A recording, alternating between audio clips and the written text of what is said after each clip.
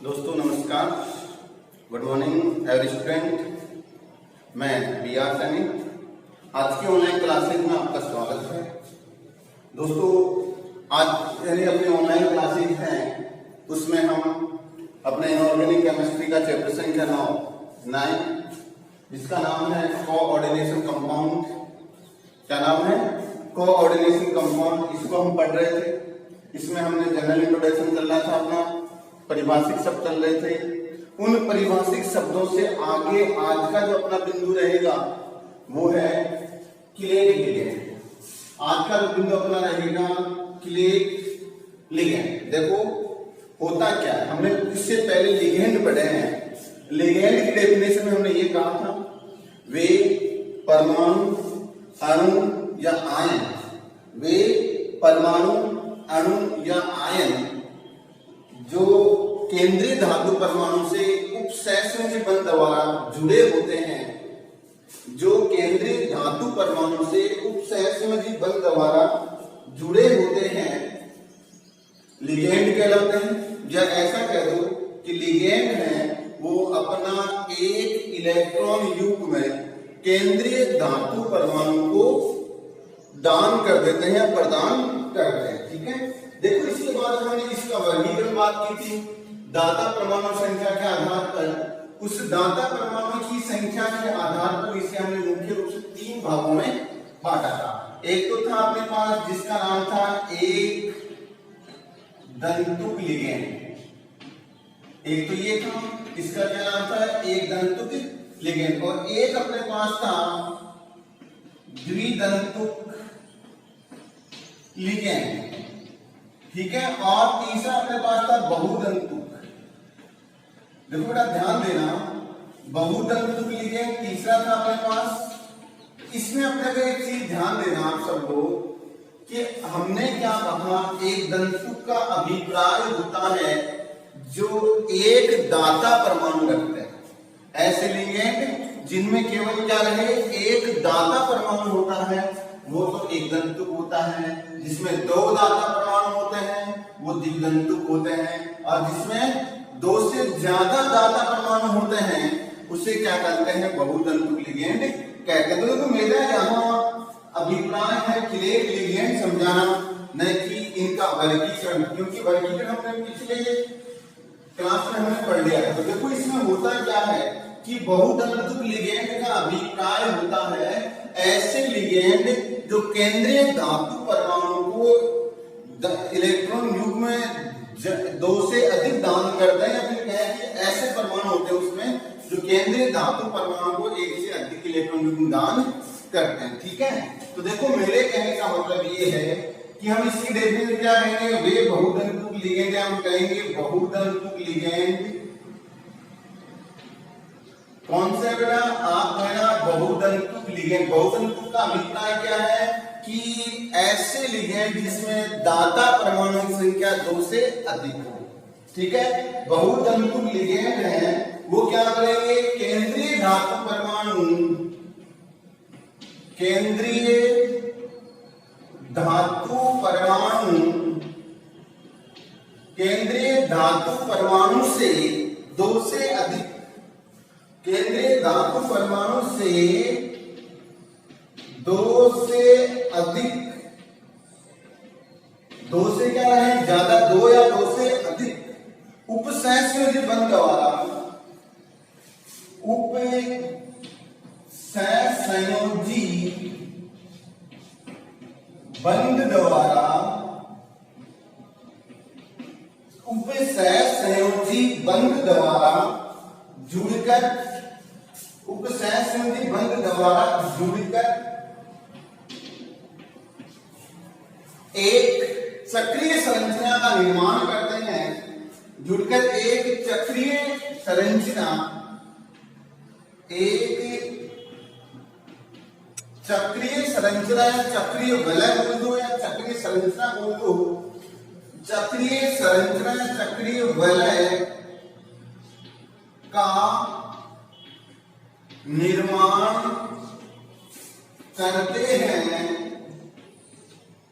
देखो ध्यान देना, इसकी डेफिनेशन में हमने लिखा बहुतंतुक लिगैंड, बहुतंतुक का अभिप्राय होता है जिसमें दाता परमाणु संख्या 2 से अधिक होती है। बहुतंतुक लिगैंड केंद्रीय धातु परमाणु, किसे केंद्रीय धातु परमाणु से 2 से अधिक या 2 से अधिक उपसंयोजी बंध द्वारा जुड़कर, किसके द्वारा उपसंयोजी बंध द्वारा जुड़कर एक चक्रीय वलय का निर्माण करते हैं, एक चक्रीय वलय का निर्माण करते हैं। तो ऐसे लिगेंडों को चक्रीय लिगेंड कहा जाता है, क्लेट लिगेंड कहा जाता है। जिसे क्या बोलेंगे, क्लेट, यानी जो वलय बनेगी उसको क्या बोलेंगे, वलय का निर्माण करते हैं, जिसे क्या बोलेंगे, क्या बोलेंगे, क्लेट वलय, क्लेट वलय कहा जाता है, कहा जाता है।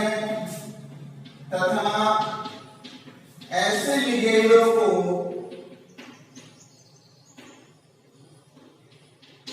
ऐसे लिगेंडों को क्लेट लिगेंड, क्लेट लिगेंड कहते हैं।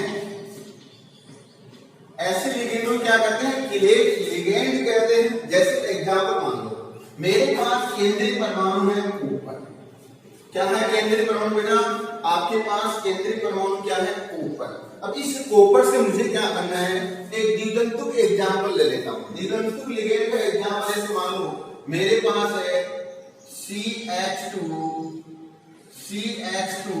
NH2 और NH2। देखो इसमें दाता परमाणु कितने था, 1 और 2, 2 दाता परमाणु है ना।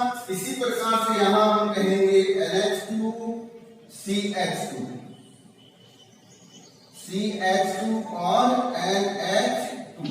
इसमें भी दाता परमाणु कितने हैं, 2 है। अब देखो ये दाता परमाणु क्या करेगा, इस जो हमारा कॉपर है, कॉपर को इलेक्ट्रॉन युग्म प्रदान करके कौन सा बंध बनेगा, उपसहसंधि बंध। और उपसहसंधि बंध किसके द्वारा दर्शाते हैं, तीर के निशान के द्वारा, एरो द्वारा प्रदर्शित किया जाता है, ठीक है। इसी प्रकार से ये भी क्या करेगा, इसको इलेक्ट्रॉन युग्म दान देगा और कौन सा बंध बना लेगा, उपसहसंधि बंध का निर्माण कर लेता है। अब देखो इसमें उपसहसंधि बंध बनने का, इसमें देखो उपसहसंधि बंध 2 बना लिए। अब इसमें ध्यान देना, 2 बंध कहां बने, एक इस N के इलेक्ट्रॉन युग्म के कारण और एक इस N के इलेक्ट्रॉन युग्म के कारण, दोनों बंध बन गए। अब इससे एक चक्रीय संरचना बन रही, कैसे 1 2 3 4 5, ये चक्रीय बन रही ना, बनने नहीं बन रही, ये कौन सी संरचना है, चक्रीय संरचना। चक्रीय संरचना बन गई या चक्रीय वलय बनेगी, इस वलय को तो क्या बोलेंगे हम, क्लेट वलय बोलेंगे। क्या बोलेंगे इसको, तो क्लेट वलय बोलेंगे। और ऐसे लिगेंड को क्या बोलेंगे, क्लेट लिगेंड कहा जाता है। सेम इसी प्रकार से इनकी बात कर लो, ये भी ऐसे ही है, तो यहाँ पर भी क्या है, चक्रीय वलय बन जाएगी, ठीक है ना। अब इसके बाद में हम बात करेंगे कि चक्रीय वलय बनने के बाद में हम बात करते हैं कि इनको क्या बोलेंगे हम, क्लेट लिगेंड बोलते हैं। अब देखो अपने पास एक सवाल आता है कि कई जगह कि क्लेट संकुल किसे कहते हैं, तो क्लेट संकुल के अगर जिज्ञासा पूछी जाए तो आप क्या कहोगे, वे संकुल कंपाउंड, संकुल यौगिक जिनमें क्लेट लिगेंड उपस्थित होते हैं,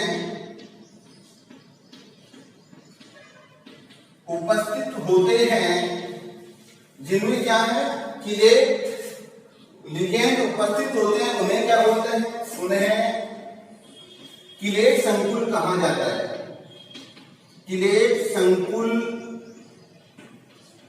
कहा जाता है। अब देखो बात यह आती है, हमने क्लेट संकुल की परिभाषा जान ली, क्लेट लिगेंड की परिभाषा जान ली और क्लेट वलय की परिभाषा जान ली। अब अपने से कोई ये कहा जाए कि एक तो क्लेट लिगेंड दे दिया जाए या एक तो क्लेट संकुल दे दिया जाए और एक जैसे मैं कहता हूं साधारण दे दिया जाए। अब अपने से कोई ये कहे कि इन दोनों में से स्थायी कौन सा है, ये ज्यादा स्थायी है या फिर ये ज्यादा स्थायी है। इस कंडीशन में देखना आपको, संकुल जो क्लेट संकुल है वो सामान्य संकुल की तुलना में, या जो क्लेट उपसहसंधि यौगिक है वो सामान्य उपसहसंधि यौगिकों की तुलना में क्या होता है, प्रबल स्थायी होते हैं। क्यों होते हैं, ज्यादा स्थायी होते हैं, क्यों होते हैं, क्योंकि इनमें क्लेट वलय का निर्माण होता है, क्लेट वलय पाई जाती है, ठीक है। इसका कारण क्या दिया हमने, कि इसमें क्या पाते हैं, क्लेट वलय का निर्माण है, क्लेट वलय पाई जाती है। तो इस प्रकार से हम ये कह सकते हैं कि क्लेट लिगेंड की परिभाषा हमने कहा बहुतंतुक लिगेंड केंद्रीय धातु परमाणु से दो से अधिक उपसहसंयोजी बंध द्वारा जुड़कर, दो से अधिक उपसहसंयोजी बंध द्वारा जुड़कर एक चक्रीय वलय का निर्माण करते हैं, एक चक्रीय वलय का निर्माण करते हैं, जिसे क्लेट वलय कहा जाता है, जिसे क्या कहते हैं, क्लेट वलय कहते हैं। तथा ऐसे लिगेंडों को कैसे, जिनमें क्लेट वलय पाया जाता है, ऐसे लिगेंडों को क्लेट लिगेंड कहते हैं। एग्जाम्पल ये कहा हमने, एक परिभाषा हमने कहा वे संकुल यौगिक जिनमें क्लेट लिगेंड पाए जाते हैं उन्हें क्लेट संकुल कहा जाता है। अब अपने से दोनों से कंपेयर करें कि कौन सा स्टेबल है, तो उस कंडीशन में आप क्लेट वलय युक्त लिगेंड यानी क्लेट वलय युक्त संकुल कंपाउंड क्या होता है, सामान्य संकुल कंपाउंड की तुलना में अधिक स्थायी होता है। ठीक है, ये अपना क्या था क्लेट लिगेंड का, बेटा ध्यान देना ये इंपॉर्टेंट है, कई दफा इसके बारे में परिभाषा पूछ ली जाती है, इसलिए आपको इसको याद करना जरूरी है। ठीक है, इसके बाद में आता है एक अगला बिंदु, अगली परिभाषा आती है समन्वय बहुफलक। इसकी परिभाषा आती है बेटा, अगली परिभाषा अपने पास क्या है, समन्वय बहुफलक।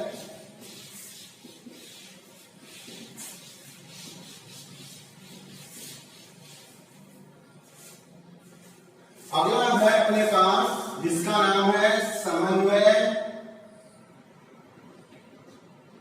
बहुफलक। कई दफा इसकी डेफिनेशन पूछते हैं, इन परिभाषाओं में से एक नंबर का सवाल आ जाता है। कई बार इनका क्या है, एक नंबर का सवाल पूछ लेगा अपने से कि इसकी परिभाषा बताओ। ठीक है, तो हम सबसे पहले बात करेंगे कि समन्वय बहुफलक की क्या परिभाषा होगी। तो हम क्या लिखेंगे, संकुल कंपाउंडों में, संकुल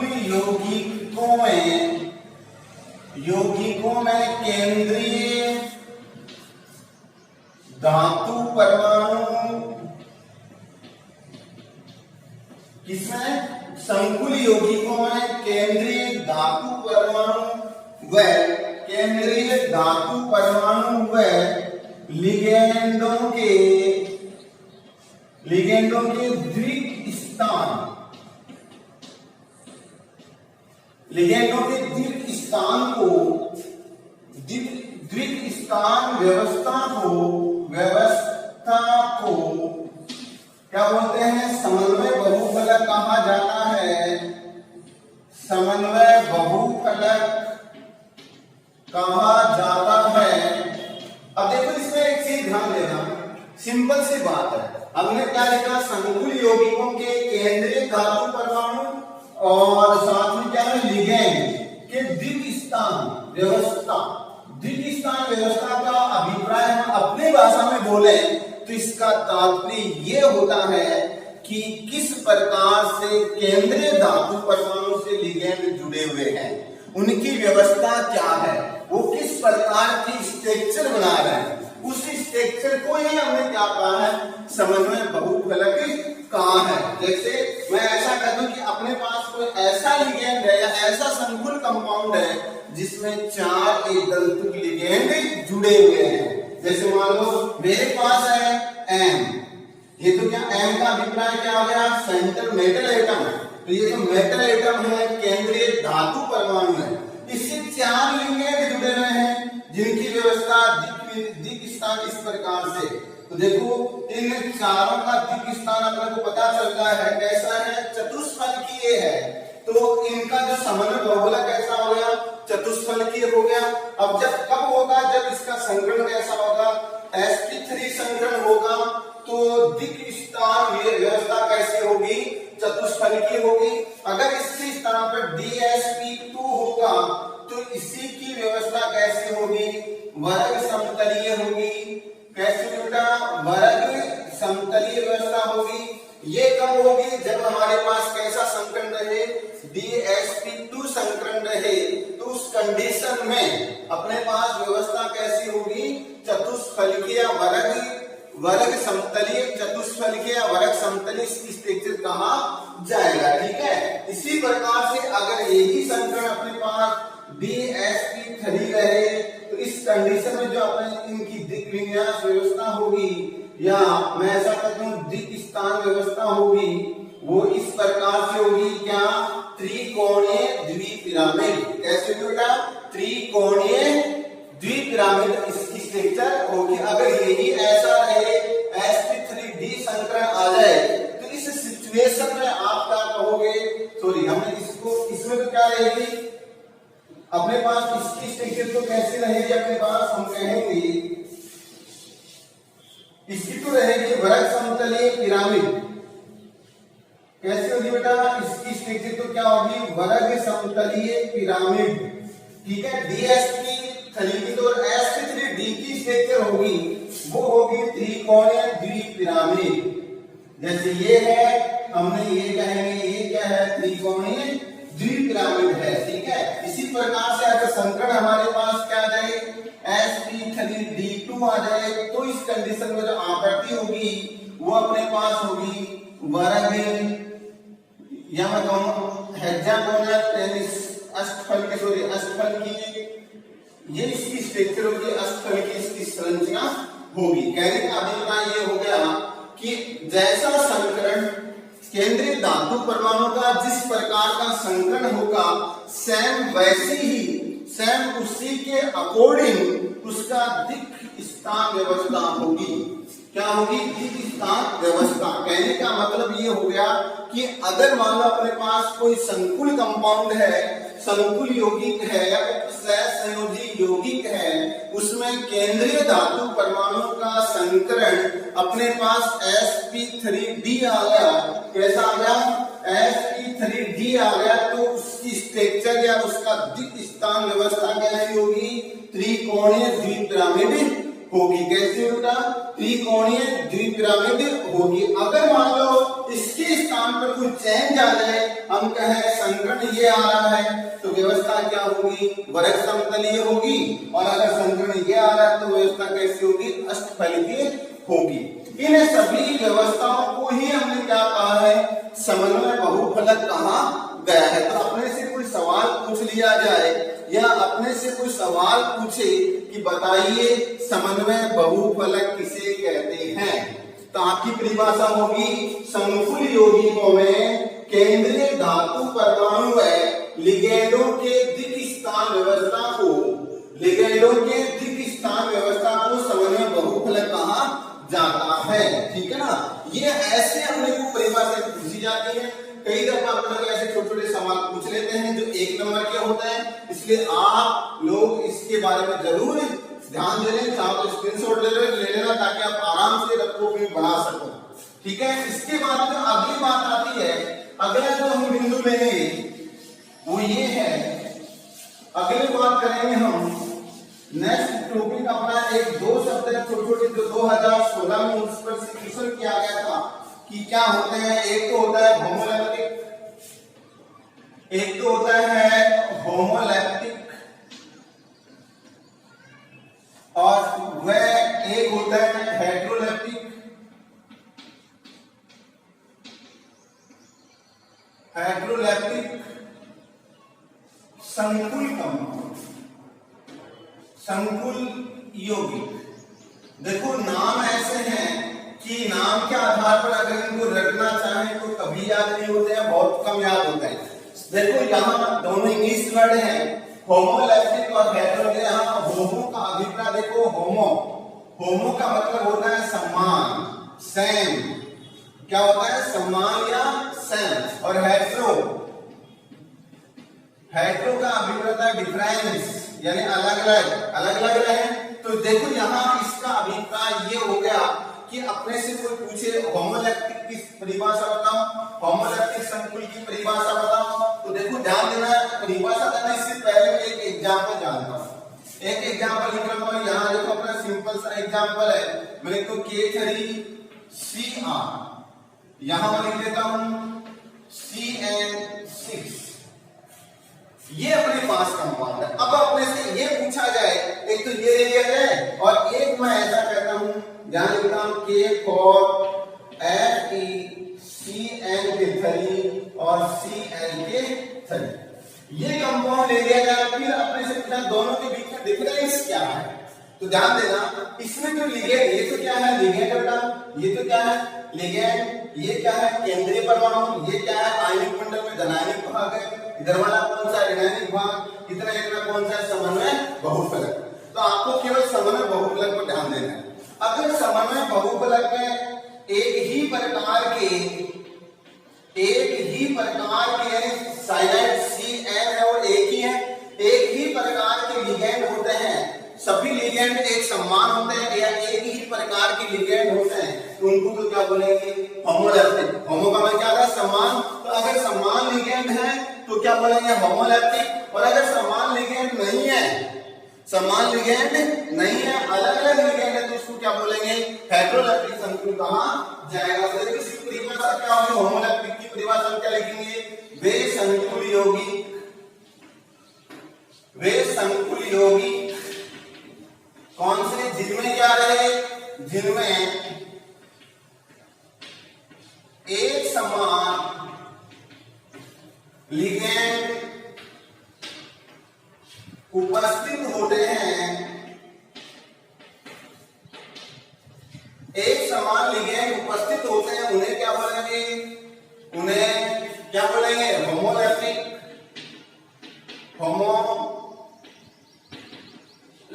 संकुल कहा जाता है, देखो इसकी परिभाषा क्या होगी, वे संकुल यौगिक जिनमें एक समान लिगेंड उपस्थित, लिगेंड जो भी हैं वो सारे कैसे हैं एक समान होते हैं, या ऐसा कहते हैं सभी क्या है एक समान लिगेंड होते हैं, सभी लिगेंड क्या होते हैं समान होते हैं, वो क्या होते हैं, वो क्या होंगे, उनको क्या बोलेंगे होमोलैप्टिक संकुल कहेंगे। जिसका एग्जांपल ये कह सकते हो। इसके अलावा दूसरा एग्जांपल लेते हैं, इसका अन्य एग्जांपल और लेने का हम प्रयास करते हैं। जैसे मान लो आपके पास आ गया, यहां पर लिखता हूं Cr और यहां लिख देता हूं मैं NH3 के 6 और यहां लिखता हूं Cl3। अब जरा इसमें गौर करना, क्या ये होमोलैप्टिक संकुल है? आपका पहला सवाल क्या होमोलैप्टिक संकुल है, तो आपका उत्तर आना चाहिए हाँ होमोलैप्टिक संकुल है, क्योंकि लिगेंड सारे क्या है एक समान। बाहर वाला नहीं देखना, आपको कभी भी बाहर वाला नहीं देखना है। बाहर तो क्या है ऋणायनिक मंडल धनायनिक मंडल, आपको धनायनिक और ऋणायनिक मंडल पे बात नहीं करनी है, आयनिक मंडल पे बात नहीं करनी है। आपको केवल क्या करना है समन्वय मंडल की बात करनी है, बड़े कोष्ठक की बात करनी है। और बड़े कोष्ठक में अगर एक समान लिगेंड प्रेजेंट है तो आप उत्तर दोगे होमोलैप्टिक संकुल है। कैसे, अगर बड़े कोष्ठक में सारे लिगेंड एक समान है तो आप उत्तर दोगे होमोलैप्टिक संकुल है। और अगर लिगेंड समान नहीं है तो उस कंडीशन में आप क्या कहोगे कि ये होमोलैप्टिक संकुल नहीं है, ये कैसा है हेटेरोलैप्टिक संकुल है। ठीक है, इसमें देखो लिगेंड सारे कैसे हैं एक समान, इसलिए आप क्या बोलोगे कैसे है होमोलैप्टिक संकुल है। कैसा है होमोलैप्टिक संकुल है। जैसे दूसरा एग्जांपल आपसे पूछा जाए कि जैसे मैं कह दूं ZnOH for 2-। अब आपसे से कुछ पूछा जाए बताओ होमोलैप्टिक है हेटेरोलैप्टिक संकुल है, तो इस सिचुएशन में भी आपको ध्यान देना है। बाहर क्या है नहीं, कोई मतलब नहीं, आपको कहां देख रहे हैं लिगेंड कैसे हैं, लिगेंड क्या एक समान है। आपका उत्तर आएगा हाँ एक समान है। तो एक समान होते ही किसका उदाहरण कह दोगे, होमोलैप्टिक संकुल का एग्जांपल कह दोगे। इसी प्रकार से दूसरी डेफिनेशन है, क्या वे संकुल यौगिक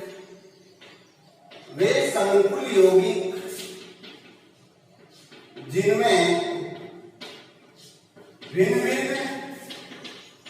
लिगेंड पाए जाते हैं,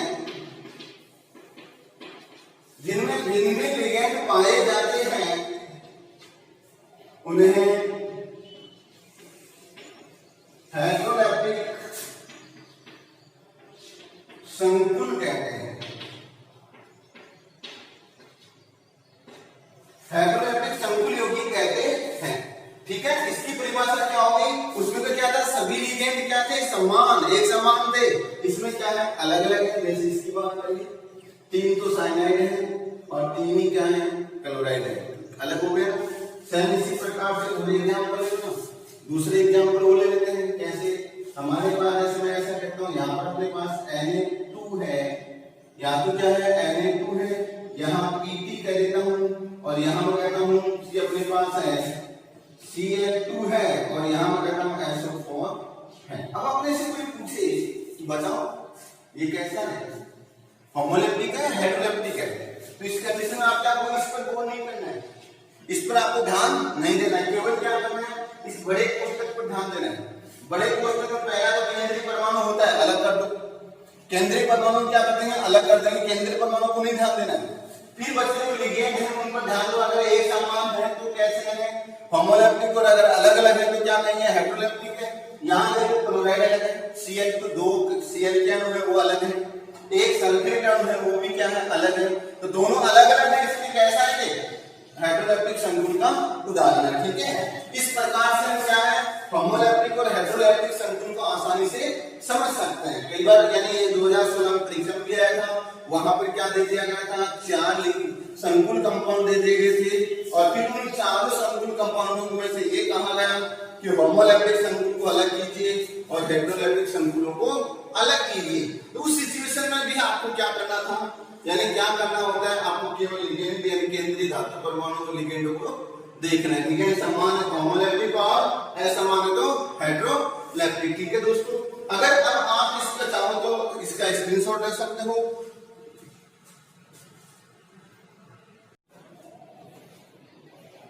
हाँ तो दोस्तों आपने स्क्रीनशॉट ले लिया। इसके बाद में देखो अगला वीडियो आता है अपने पास कुछ महत्वपूर्ण ले लिया जो उनके आयन, उनका संकुल यौगिकों में नाम क्या होता है। तो देखो हमने जहां तक हो सके वहां तक लगभग लिगेंडों के नाम लिखने का प्रयास किया और भी कुछ एक दो संख्या में रह सकते हैं जो सामने आएंगे उनका नाम भी हम जानेंगे, लेकिन हमने एक बार मुख्य जो लिगेंड है उनका सभी का नाम हमने लिखा है। देखो हमने सारणी बनाई है, पहला कॉलम क्रम संख्या का है, दूसरा सामान्य नाम का है, तीसरा सूत्र का है और चौथा आवेश का है और पांचवा संकुल यौगिकों में नाम का है। देखो आवेश महत्वपूर्ण है, आवेश और संकुल यौगिकों में नाम का पॉइंट महत्वपूर्ण है। अगर मान लो आपको अमोनिया NH3 लिखा हुआ मिले, सूत्र क्या है NH3, उस पर आवेश 0 रहेगा और उसका संकुल यौगिकों में विशेष नाम होता है जो क्या है एमीन है। एमीन लिखने का तरीका एक ये भी है, अगर NH3 है तो ये एमीन लिखोगे तो गलत है। NH3 की कंडीशन में आपको आधा में लिखना ही पड़ेगा एमीन में, ये है। इसी प्रकार से जल का सूत्र H2 होता है, इसका आवेश 0, इसका विशेष नाम होता है एक्वा। क्या नाम होता है, एक्वा होता है।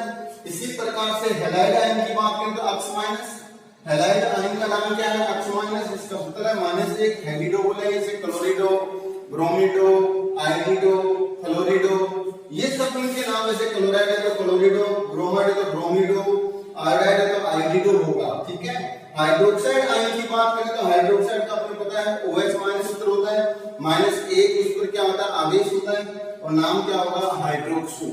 क्या नाम लिखेंगे उसका संकुल यौगिकों में हाइड्रोक्सो नाम लिखा जाएगा। इसी प्रकार से साइनाइड CN -1 और इसको क्या लिखेंगे साइनो लिखा जाएगा। क्या लिखेंगे साइनो। ऑक्साइड के लिए क्या लिखेंगे ऑक्सो लिखा जाएगा। ऑक्साइड के लिए नाम क्या जाएगा ऑक्सो हो जाएगा। प्रोक्साइड के लिए नाम क्या हो जाएगा प्रोक्सो हो जाएगा और कार्बोनेट के लिए क्या हो जाएगा कार्बोनेटो हो जाएगा। कीटो लग जाएगा क्योंकि क्या है ऋणात्मक आवेश है। इसी प्रकार फोस्फीन उदासीन है, फोस्फीन उदासीन है, सूत्र क्या है PH3 0 आवेश है, फोस्फीन नाम देगा। देखो दोस्तों याद रखना जो उदासीन है उनके नाम में कोई बदलाव नहीं है, नाम है उनको ऐसा लिखा है। ऋणात्मक धनात्मक है उसके आगे EM लगा रखा है और ऋणात्मक है उसके लिए O लगा रखा है। क्लोरिडो, ब्रोमिडो, O लगाने का कार्बोनेटो, O लगाने का O लगाया गया। ठीक है, कार्बन ऑक्साइड उदासीन है इसको कार्बन में विशेष नाम है। सल्फेट आयन है SO2 है -2 आवेश है सल्फेटो, O लगा दिया गया। नाइट्राइट आयन है NO2 -1 नाइट्राइटो। इसी प्रकार से एसीटेट में एसीटेटो, पिरीडीन 0 आवेश है तो पिरीडीन ही रह जाएगा। सल्फाइड -2 है तो क्या हो जाएगा सल्फाइडो हो जाएगा, सल्फाइडो हो जाएगा। थायोसल्फेट में थायोसल्फेट हो जाएगा। नाइट्राइड में नाइट्राइडो हो जाएगा। ड है यहाँ ट है, दोनों में डिफरेंस है, एक जगह क्या है ट और एक जगह क्या है ड है। ठीक है, ये हो जाएगा तो ईडो हो जाएगा सल्फाइड, इट में क्या है सल्फेटो हो जाएगा। देखो यहाँ देखो नाइट्रोनियम, नाइट्रोसोनियम, ईएम लगा है क्योंकि धनात्मक है, नाम के अंत में क्या रहेगा सेम ऐसा कैसा रहेगा। उसी प्रकार से जैसे ये बात करें नाइट्रोनियम आयन है NO2 प्लस इसका नाम होगा +1 और नाइट्रोनियम इसका क्या हो जाएगा नाम। इमाइड के लिए सूत्र होता है NH2 माइनस, इमाइड का सूत्र क्या होता है NH2 माइनस, NH ऊपर क्या है 2 माइनस है तो -2 आ जाएगा, इमिडो इसका नाम हो जाएगा। NH2 है, इमाइड का सूत्र तो एमिडो हो जाएगा, हाइड्राइड है तो H -1 आवेश तो हाइड्रिडो इसका नाम हो जाएगा। इसी प्रकार से प्रोक्साइड है, फास्फाइड है तो P3 3 आवेश है, -6 फोस्फिडो हो जाएगा। एथिलीन डाइएमीन EN के द्वारा करेंगे 0 आएगा, एथेनॉल डाइएमीन इसका नाम होगा। ऑक्सिलेट है उसमें C2O4 -2 ऑक्सिलेट नाम है। और इसी प्रकार से ग्लाइसिनेट है उसका नाम है ग्लाइसिनेटो लिखेंगे और आवेश होता है इसमें -A। ठीक है, इस प्रकार से क्या कुछ महत्वपूर्ण सूत्र थे, महत्वपूर्ण लिगेंड थे, उनको हमने इसलिए लिखा है ताकि नोमेनक्लेचर में अपने दिक्कत ना आए। नोमेनक्लेचर में जैसे आपको सूत्र लिखा हुआ मिले Br तो आप तुरंत कह दो ब्रोमीडो नाम आएगा। जैसे आपके पास लिखा हुआ है SO2 लिखा है सल्फाइड है और इसको सल्फाइड नाम लिखना है। वैसे ही अपने को क्या है कैसा भी सूत्र आए हम लिखने का प्रयास करेंगे। हमने इसमें 31 लिखे और हम जो सामने है उनको वो लिखते जाएंगे, लगभग ये 30-40 के समथिंग कंप्लीट हो जाते हैं। ठीक है, अब देखो दोस्तों आज की क्लास में अपना जो बिंदु रहेगा वो यहीं तक सीमित है, यहीं तक अपने बिंदु रखेंगे। उसके बाद में हम अगली क्लास में इन्हीं समतुल्य यौगिकों का आईपीसी नोमेनक्लेचर की बात करेंगे जो इम्पोर्टेंट है। ठीक है, तब तक आप इस लिगेंडों के नाम को, लिगेंडों के आवेश को एक बार नहीं 2-3 बार इनकी रीडिंग लगा लें ताकि क्या है उनका आवेश ध्यान में रह जाए। आवेश ध्यान में रहेगा तो उससे अपने को ऑक्सीजन निकालने में दिक्कत नहीं आएगी, सिंपल हो जाएगा ऑक्सीजन निकालना। इस प्रकार से आप इसको बार बार देखें। Thank you.